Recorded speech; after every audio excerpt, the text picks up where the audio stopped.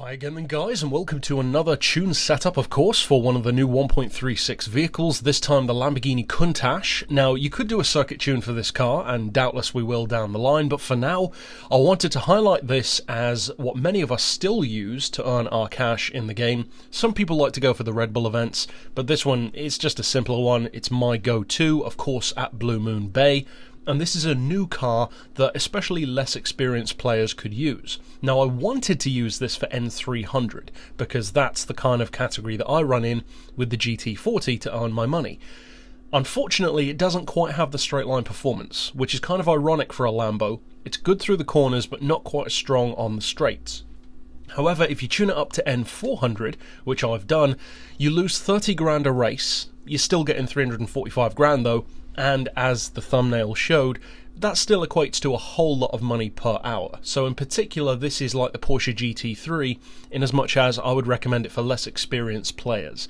If you are more experienced, then just go for the GT40. It's the simplest, the most efficient. It doesn't earn the most money, but it gives you such an easy win.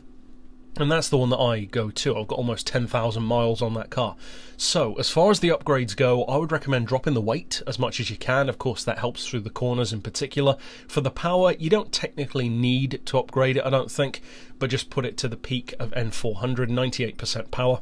As far as traction control, I'd recommend having that turned off. You really don't need it. As far as tyres, we've got super softs, of course, for the maximum grip. For suspension, 100mm front and rear. For the frequency of the springs, you want that as high as it can go. Anti-roll, we've got on 7 and 6, as you can see. Compression and rebound on the dampers is as low as it can go. We've got slightly different camber on the front and the rear, as you can see. 1 degree on the front, half a degree on the back.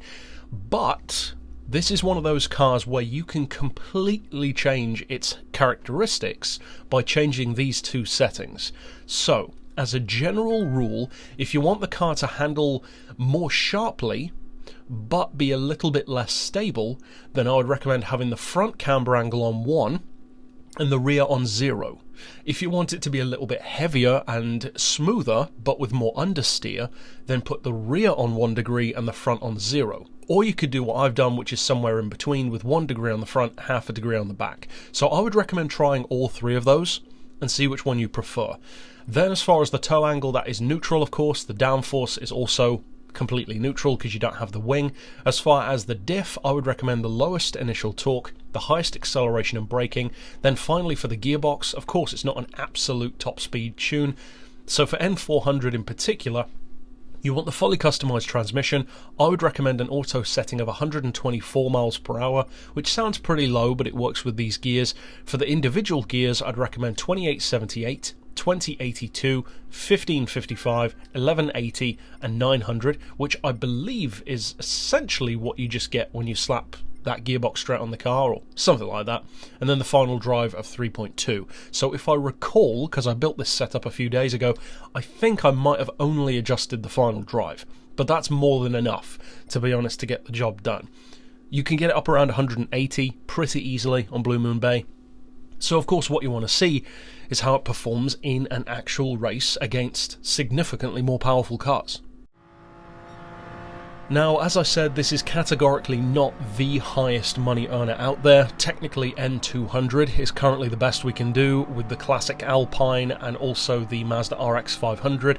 Personally, I don't tend to run those though because it just feels too much like hard work for the sake of an extra 30 grand. So I use the Ford GT40. You're still up around 2 million an hour. I use that to grind for the 1.36 patch, and I got the money in like 3 or 4 days. So it's super easy to earn all of the cars you want to buy.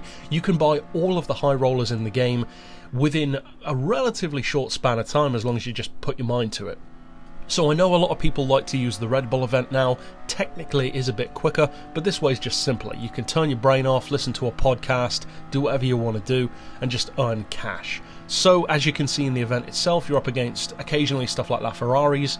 You might struggle a bit more with the LaFerrari for this one because you're averaging more like 47-second laps, whereas the Ford GT40 is more like 46, but it's still pretty close. This is a very good car for this track. It actually handles even better, to be honest, than I expected it to, which is always a nice bonus. So if you are maybe a newcomer to Blue Moon Bay cash earning, then I would recommend using this car. And for the full breakdown of the event itself, of course click that link down below. But overall, that's it for this setup. Of course, click the playlist here on screen to see all of my other tunes, and for now, as always, thanks for watching.